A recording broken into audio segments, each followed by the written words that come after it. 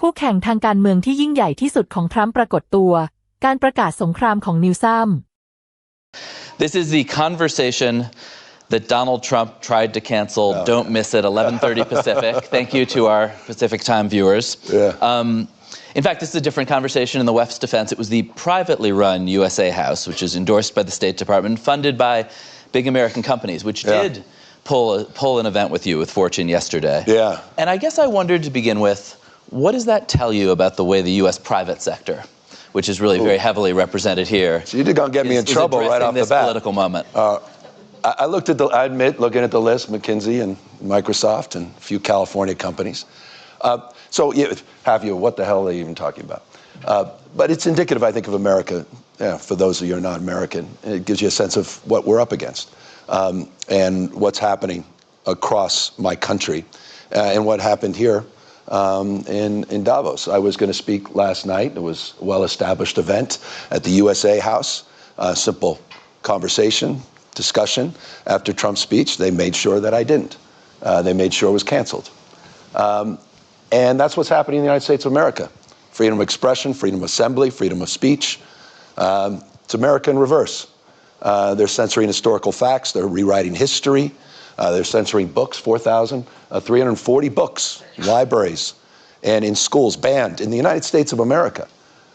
You're watching institutions. Any institution of independent thinking is under assault and attack by the Trump administration. You're seeing what's playing out in the streets of American cities, what played out in California, the second largest city in the United States of America. 4,000 National Guard were federalized. 700 active duty Marines were not sent overseas. They were sent to my largest city in the state of California. Masked men. Guy Greg Bovino, dressed up. It's as if he literally went on eBay and purchased SS garb. Greg Bovino, secret police, private army, masked men, people disappearing quite literally, no due process, windows being smashed, seatbelts on, being, literally just sort of cut off, people dragged in the streets, kids separated from families, knocking on doors, racially profiling American citizens. So is it surprising the Trump administration didn't like my commentary and wanted to make sure that I was not allowed to speak? No, it's consistent with this administration and their authoritarian tendencies. But forgive me, these are objective facts. But I would say this was not, just to be clear, this was a private enterprise endorsed by the State Department, but these are a lot of decisions are being made by private companies right now. This is a capital. This is probably the central global gathering of CEOs. And I guess I wonder if you can give me a review of how you see these folks. And you know your way around this world. How you see those people behaving. Society becomes how we behave. We are our behaviors. We're not bystanders in this world. The world we're experiencing happened on our watch. So in the relationship to your question, yeah, they're complicit in some respects to this moment. Forgive me, you brought up a tweet, but part of my approach has been a little more aggressive than perhaps a lot of American politicians. I created a Patriot site. On the site, you can go. There are knee pads that are available to purchase. The last round of knee pads sold out, just as our law firms are selling out. Many American universities are selling out, and yes, many corporate leaders are selling out to this administration, selling out our values, selling out our future, selling out what makes America great, and it breaks my heart. And people need to stand up. People need to, courage of their damn convictions. We're the 250th anniversary. The United States of America this year. It's the 250th anniversary. The best of the Roman Republic, Greek democracy, co-equal branches of government, the rule of law, popular sovereignty. Tell me that reflects the America you read about today. There's no rule of law. It's the rule of dawn. I hope for Europeans, it's dawning on you. It's not the rule of law. You don't have co-equal branches of government. You have a supine Congress. You don't have a Speaker of the House. It doesn't exist. Popular sovereignty being challenged every single day by voter suppression, trying to rig elections. Heck, Donald Trump tried to steal the last election, tried to light democracy on fire, and then pardoned everyone that participated in that. Is anyone paying attention to what the hell is going on in the United States of America. So my state of mind is a little different, perhaps, than many others. I won't be complicit at this moment. I won't. I can't. I can't look my kids in the eyes. And so I'm just blessed that I get to represent a state that's larger than the size of 21 U.S. states combined. Where 27% of us are foreign-born. We practice pluralism. That's a word you haven't heard in America in a year. Where we dominate in every critical category in terms of energy and daring and entrepreneurialism and innovation. Look, give me a category. In California outperforms, fourth largest economy in the world. And so we can punch above our weight. We can come here with formal authority and a little moral authority. And I tell you, we need a little moral authority in our body politic in the United States of America today. Governor, how do you balance? Good morning, everybody. Sorry. I figured we would...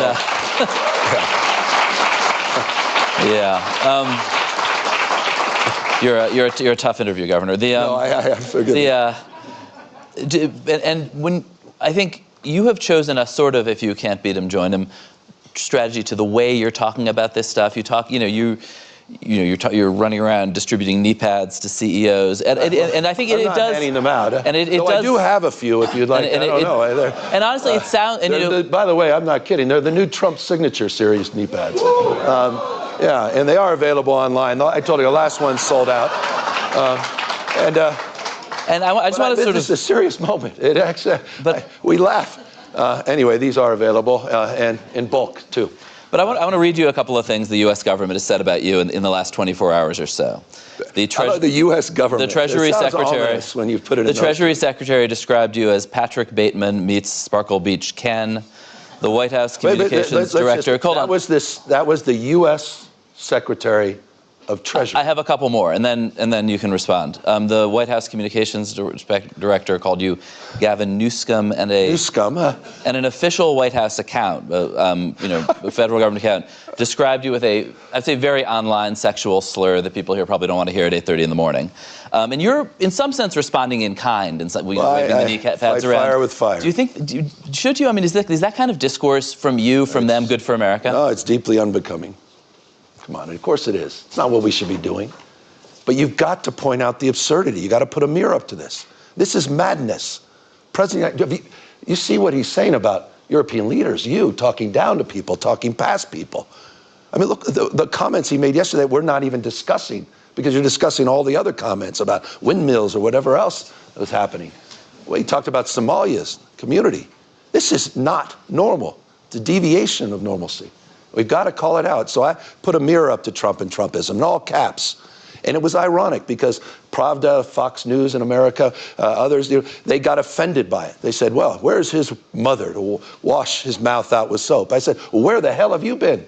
You've never said a word about Trump dressing up as the Pope, tweeting out and cosplaying on the world stage. And so the Treasury Secretary talked about a Barbie doll. It was as if he was reading a diary and had just broken up with someone.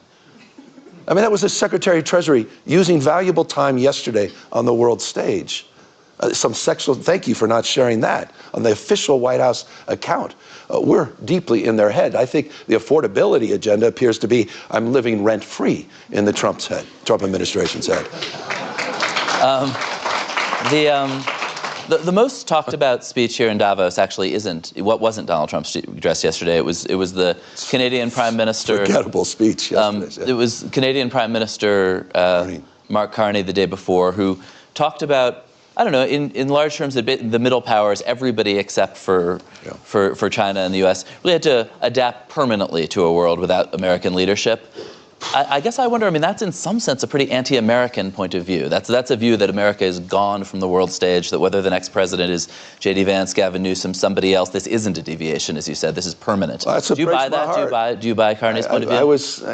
I felt there was moments, and forgive me, I should be cautious making this statement. I don't want it to be overanalyzed. But when I was listening to the EU president speak, there were moments where I said, that used to be us. I remember that. So am I surprised by what Carney did? Quite the contrary. I thought it was, I had more leaders from the United States quietly send me, not publicly, not enough saying it publicly, the transcript of that speech saying, wow, They were, I mean, got in Trump's head yesterday. He brought it up. You know everything about Trump because it's what's not in the teleprompter that tells you everything you need to know about where Trump's head is on things. It was incredibly effective. The markets were more effective. Markets. It's not Mother Nature. Thought of most powerful force on earth with Mother Nature, but it's the markets, particularly the Trump administration. Combine that with the comments of Macron, combine that with the EU commissioner, but the clarity that came from Prime Minister of Canada. But the fact that he went to China, came back with a deal, started introducing low-cost, high-quality electric vehicles, not made in Michigan, Detroit, but overseas into Canada. It says everything you know about the recklessness of America's foreign policy. Everything you need to know. You know it intimately, but it's a remarkable thing to break down 80-plus years of alliances. It takes decades and decades to build trust in organizations, to architecture that. It takes weeks, tweets, hours, minutes sometimes to destroy it. Destruction is not strength. The Trump administration is weakness masquerading as strength. And people need to understand that. That's reflected in the tweets. That's reflected in canceling people. That's reflected in sending masked men into the American cities. It's reflected at this moment. So I respect what Carney did because he had courage of convictions. He stood up. And I think we need to stand up in America and call this out with clarity. We can lose our republic as we know it. Our country can become unrecognizable in a matter of months, just not years. It is code red, blinking red in the United States of America. So forgive me, I feel this with passion, some indignancy, as someone frankly has taken it for granted all of these years. And it's why I came here to Davos to call it out. And I wish there were more of us doing the same, because there are more of us. And on that, forgive me, I want you to know Donald Trump is an historic president. That's absolutely correct. He's historically unpopular in the United States of America. In every category, he's underwater. He will be remembered in years, not decades. He's not going to run again. Time of life denies that. Not a state of mind, but time of life. But we need to manifest that, and we need to do the hard work. And that hard work includes the difficult work of coming to Davos and calling that out. This is not where I want to be spending, I love you all, my time. Anyway, it's an extension of the conviction I feel about this moment. Talking a lot of people who, among other things, aren't American, maybe be concerned for America, but are making decisions about their own politics, their own countries. And what Carney's core point was, this is a rupture, this isn't an anomaly, and there's no going back. And do you think that, that a different American leader can bring? I think these relationships are in dormancy, they're not dead. I don't use those binary terms. Don't fall prey to that. That's a bit hyperbolic, and I'm prone to a little of that at times. Dormancy. Look, he's an invasive species, Donald Trump. He's not. He is. He took over the Republican Party. They're just, he's got, a few of them. Lindsey Graham, speaking of the knee pads. I'm sorry. This is tough stuff. It's tough stuff. I don't recognize these people any longer. I used to respect Lindsey. Lindsey, you think what I'm saying about Trump's tough? How about what Lindsey Graham said about Trump? How about the Secretary of State, Marco Rubio? Do you think... these are the same people.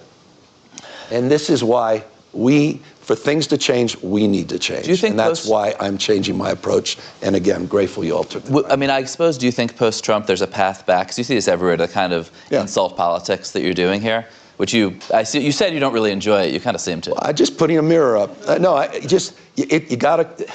I was doing my 10-point plans before, and I don't think any of you would have been here this morning had I done that. Oh, they would have been here. No, because it wasn't working. No, everyone's trying to figure this guy out. How do you, a Mark Carney crowd. Yeah, but it's how do you communicate? How do you respond to this moment? And for me, it's about iteration. It's an entrepreneurial spirit. It's a very California mindset. You got to keep increasing the number of tries. And I was trying everything, wasn't working, wasn't breaking through. Democratic Party, writ large, wasn't breaking through. And we decided the only way to address Trump is quite literally to fight fire with fire. I did an initiative, Prop 50 in California. It was to reflect the fact that Donald Trump called an American politician and said in the middle of the decade to the governor of the state of Texas, I am entitled, Greg Abbott, to 5 seats, and I need you to redraw district lines, mid-year redistricting, to rig the 2026 election before one vote is cast. What the Trump administration expected we were going to do, as good Democrats do, we might write an op-ed. And we may, all go out and just say, this is just so wrong, and all of us would be applauding and say, yes, yes. And, as he's consolidating power. Instead, we went out and we redraw our maps. And we also drew a line in the sand. And I think that's what's required at this moment. And he cesses out weakness like no one else. That's his great strength. That's his gift. But you punch back. You fight fire with fire. You display conviction and strength. It's a different relationship. And so my relationship to this moment is reflected in that. I'm not naive. These guys are going to try to take me down, not just my state. I'm not naive about what I've said this morning and how that will be reflected in the official White House account. I'm not naive about the fact that he threatened to prosecute the Fed chief in the United States of America that has subpoena against another sitting governor, Tim Walz, who's literally going after his enemies with the FBI and the DOJ and these power ministries. I'm not naive about any of this. I'm not naive about the corruption and the graft at a scale we've never seen in American history. I'm not naive about folks writing billion-dollar checks to Witkoff, to Jared Kushner, for this new peace deal they're announcing today. I'm not naive about the fact that the President of the United States made $1.5 billion+ in the last 12 months, personally. How the hell are we putting up with this? We have to call this out. Unprecedented in American history, happening in real time on our watch. We have to be held to a higher level, all of us, myself notably, to a higher level of accountability at this moment. And I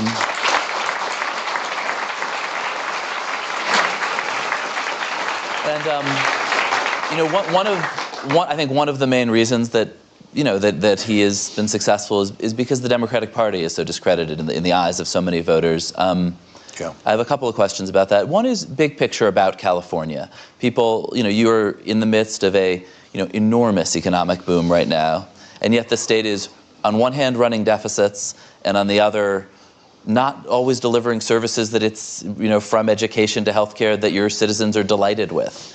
And I guess I wonder how are voters looking at California, looking at New York, looking at Chicago, supposed to say, yeah, this is the model we want?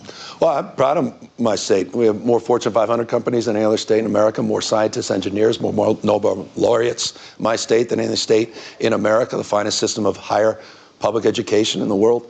We have 18% of the world's R&D, China 22%, Germany 21%, California 18% of the world's R&D. We're the center of the universe as it relates to AI. California is wonderful, but what about the governance? Well, the governance, we're one of the lowest uninsured rates in America. You mentioned healthcare. We just did our State of Education report, which showed in every category, every classroom, making progress with our test scores. Our investments are paying off. Just did a big State of the State. The idea that these blue states have trouble, are spending more for less results? I don't know. Higher life expectancy, lower infant mortality, lower gun death rates, more productivity, higher wages, higher quality of life. $83.1 billion. That was the net contribution that we provided to the federal government versus red state like Texas that was a taker state of $73.1 billion. So we're producing more, and people are, I think, creating more opportunities. So look, are there problems? For instance, you're supporting the mayor of LA for re-election after these terrible fires that a lot of your citizens do feel was in part because of government mismanagement. Do you just reject that narrative that the government has anything to do with these things? I absolutely accept that we all should be held to a higher level of accountability in terms of our governance, and I think there's many areas of reforms that are necessary, so many areas of reforms that were underway. We can get into the specifics of any one of these issues, but the general notion that in the middle of winter, with 100-mile-an-hour winds that were attached to a fire, that somehow, by the way, there were 16 major fires, in Southern California over a 2-week period, that somehow that had to do with fire hydrants is rather preposterous, and it was shapeshift because of the complete bullshit that came from Donald Trump and Elon Musk, saying somehow the sprinklers didn't work and the fire hydrants didn't work because we didn't turn on a valve in Northern California. These are literal words from the Trump administration.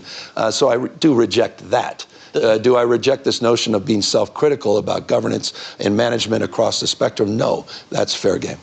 And probably the biggest governance issue, policy issue, fueling right-wing parties in the United States around the country is immigration. And you know, I think liberal parties, again, in the U.S. and around the world, had a posture of welcoming immigrants that it just turned out a lot of Americans, a lot of Californians, but more Americans are unhappy with. Illegal immigration, the out-of-control border, but also it's the last issue on which Trump, though his numbers have been sliding, remained somewhat popular. And I guess I wonder, do you think that your party went too far, or that you went too far? And I think, for instance, you know, in extending Medi-Cal to the California healthcare program to undocumented immigrants. Like, do you? Well, two different I guess questions. On the big picture and the small picture, do you feel like you went too far? Two different questions. Do I believe in universal health care? Yes, regardless of pre-existing conditions, ability to pay, and your status. I campaigned on that, and we delivered on that, and I'm proud of that. We're one of 16 states to provide care to people regardless of their immigration status. By the way, we have universal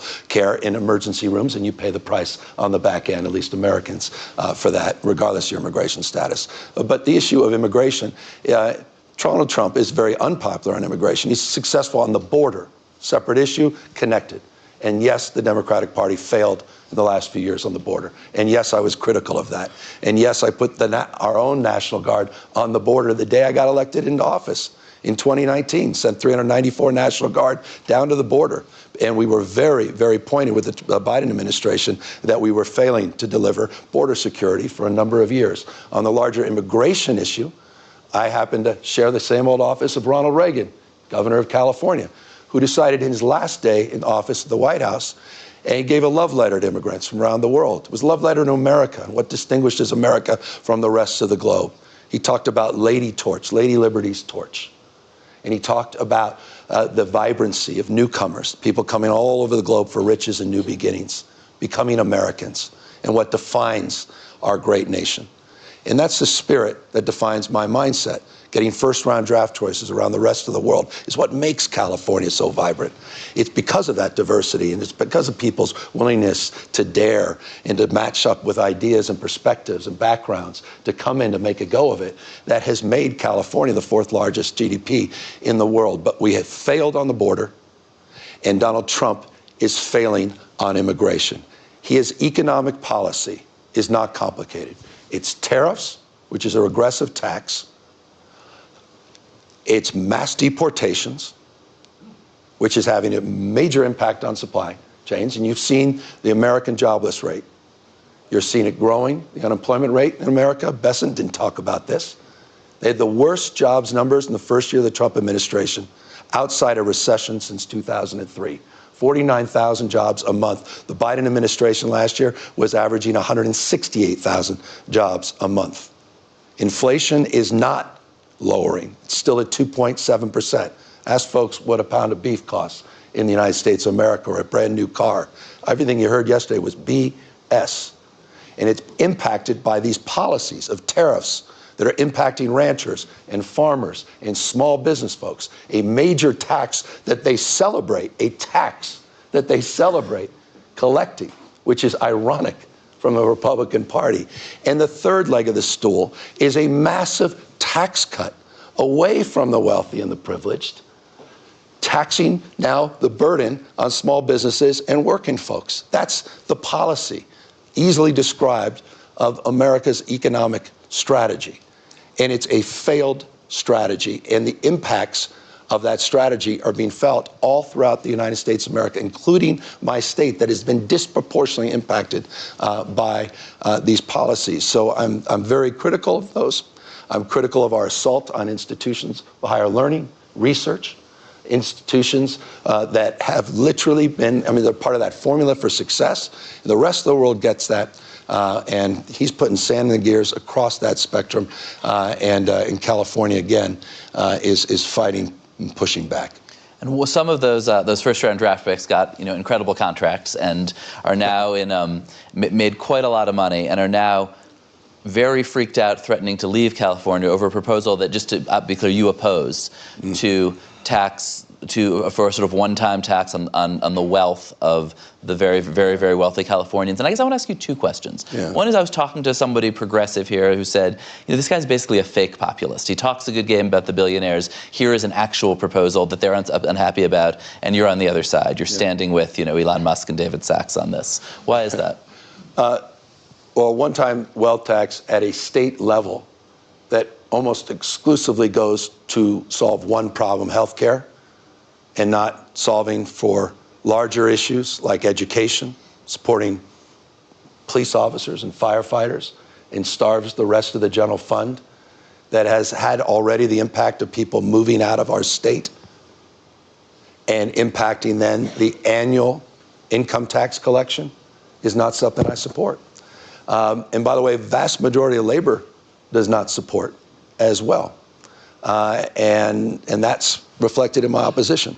What's not reflected in my opposition, quite the contrary, is my advocacy for progressive taxes that does tax the wealthy disproportionately. Do you have a theory for I've how been to a tax strong advocate for that. Do you have a theory on how to tax this particular group who often kind of live in this, and I'm sure, maybe people in this room who do this, but who live on debt, who have no income and live on these sort of giant revolving loans? Yeah, I mean, when you could have that conversation. I think the wealth tax is sort of an attempt to get at that. Yeah, but at a national level, we're competing with 50 states. Capital flows and move, that's real. It's not imagined. It's very, very real. So we have a progressive tax structure, the most progressive in the country. By the way, states like Texas and Florida, the most regressive tax structures. They tax their lowest wage earners more than we tax our highest wage earners. They are the high tax states. We have the highest tax rate for the 1%. But for working folks and middle class, it's a very different tax structure. That's the approach we promote. That's the approach that we advance in our state. But again, our state of mind as it relates to the issue of a state-by-state wealth tax, the impact of that has to be considered in the context of how freely capital can move and how that's already occurred. It's not just an assertion, it's an evidence already in the state of California as it relates to a proposal that hasn't gone on the ballot, a proposal that has never gotten through the legislature, and a proposal that likely, if it did get on the ballot, will lose. Would you campaign against it? I'm opposed to it. It's already had, I think, a very negative impact on the state, and it's a badly drafted initiative, again, that literally takes teachers and takes our educational system out of any consideration of support and impacts other parts of our general fund. It is a flawed initiative. And then I think conversely, these folks who control a ton of capital, and as you said, some are actually already leaving, have been leaving. How do you, over this, but I think also over a sense that California, that Democratic leadership broadly, complains about billionaires a lot, does not give them the love and respect that they feel that they're entitled to. You talk to these folks. Some of them support you, some don't. But what are you saying as you call people up and say, "Hey, please don't leave California"? What's your Well, California's population 3 years in a row continues to grow, and so does our footprint as it relates to more Fortune 500 companies than we've had in over 2 decades. And our innovation ecosystem and startup ecosystem is second to none. We have half of the country's unicorns in our state. The largest market cap private sector company, OpenAI, just headquartered in San Francisco. They could have chosen any other state in the country. Look, I don't begrudge other people's success. I've never been that kind of Democrat. But I also recognize in a world, businesses can't thrive in a world that's failing. 10% of the wealth is concentrated, or rather 2/3 of the wealth in the United States is concentrated in the hands of just 10%. 10% of our consumer spending. The imbalance, it was Plutarch who said it to the Athenians 2,000 years ago. The imbalance between the rich and the poor is the oldest and most fatal ailment of all republics. Fast forward today. So this concentration, it's a very real issue. And we're going to have to address that. But we have to address it, I think, very thoughtfully and systemically. And I think we have to have it through the lens of a national reform. What we've done is the exact opposite with H.R. 1, which is going to explode deficits in the United States of America and debt. And again, it's transferred the tax burden to small businesses, farmers, and ranchers. It is an abomination, and it's a policy, unfortunately, the Trump administration is very proud of. Do you think a national reform is enough? I mean, a lot of this capital is really global. This is a challenge for all of us across the globe. And so the challenge is, do you have a redistribution mindset or a pre-distribution mindset? Do you have a progressive tax structure that can balance these things? And this is the iteration in the state of California. And this is our approximation. And I think California's figured it out in many respects. I mean, our entire entrepreneurial system is thriving in our state, where I think found that balance. We had the highest contribution of venture capital last year in our history, $106 billion. 68% of it went back into the state of California, despite our progressive tax structure. Well, from the tweets to Plutarch, thank you. Thank you so much, Governor. Thank you, guys. Thank you, everybody, for being here. Thank you. เว็บไซต์นี้สามารถช่วยพัฒนาทักษะการอ่านและการฟังภาษาอังกฤษของคุณได้เป็นอย่างดี ด้วย AI ประโยคภาษาอังกฤษจะถูกแยกเป็นวลีสั้นๆที่เข้าใจง่าย คุณปรับความเร็วหยุดหรือย้อนกลับได้ตามต้องการเพื่อให้เข้าใจทุกประโยค เว็บไซต์รองรับการแปลถึง 20 ภาษาทำให้การเรียนรู้เป็นเรื่องง่าย เพียงพิมพ์ใน as.com ในเบราว์เซอร์ของคุณแล้วลองใช้ได้เลย